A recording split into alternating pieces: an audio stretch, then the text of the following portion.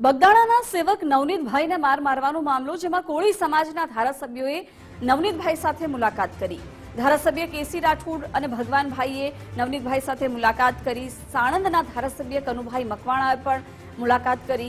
કોળી સમાજના નેતાઓ હવે નવનીતભાઈને મળવા માટે પહોંચી રહ્યા છે. કેસી રાઠોડે કહ્યું કે કોળી સમાજ ખૂબ જ વ્યથિત અને દુઃખી છે.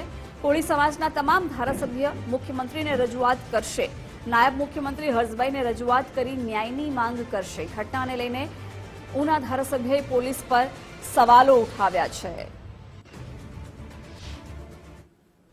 આજે મહુવા ખાતે જે કોળી સમાજના આગેવાન અને બગદાણા ગામના ટ્રસ્ટી નવનીતભાઈ ઉપર જે ખૂની હુમલો કરવામાં આવ્યો છે, એનું સૌરાષ્ટ્રભરમાં કોળી સમાજના જે અમારો સમાજ છે એ ખૂબ જ વ્યથિત અને દુઃખી છે.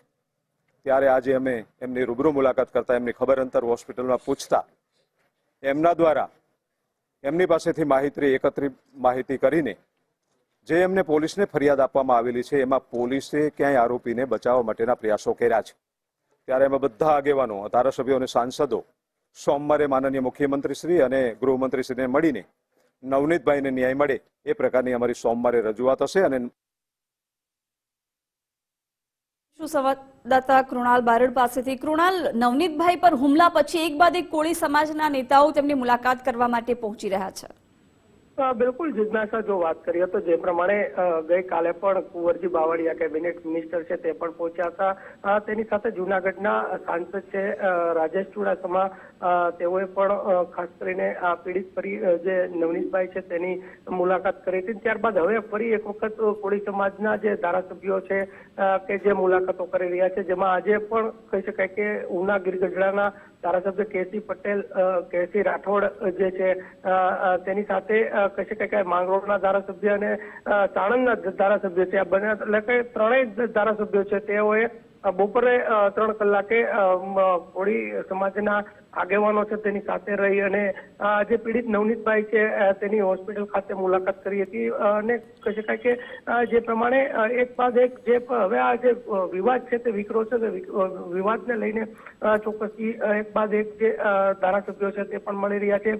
આ અગાઉ પણ કહી શકાય કે જે બંધક ગારિયાધાર વિધાનસભાના જે આમ આદમી પાર્ટીના ધારાસભ્ય સુધીર વાઘાણી છે તેઓ પણ મુલાકાત કરી ચૂક્યા છે. એટલે કે આજે મત વિસ્તારમાં જે કહી શકાય કે આ જે ગામ આવે છે ને ગામના બગદાણા ગામના સેવક જે નવનીતભાઈ છે તેના ઉપર હિચકારા હુમલાની ઘટનાને લઈને રાજકારણ ખાસ કરીને તે દિવસે રાજકારણમાં ગરમાવો આવ્યો છે.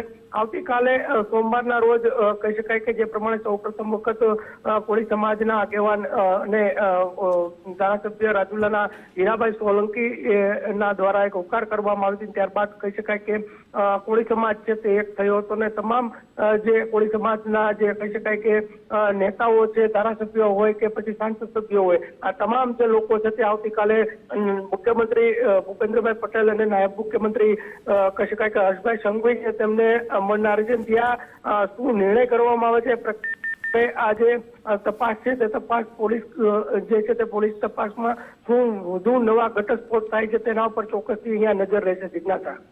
બિલકુલ કૃણાલ, આભાર જાણકારી માટે.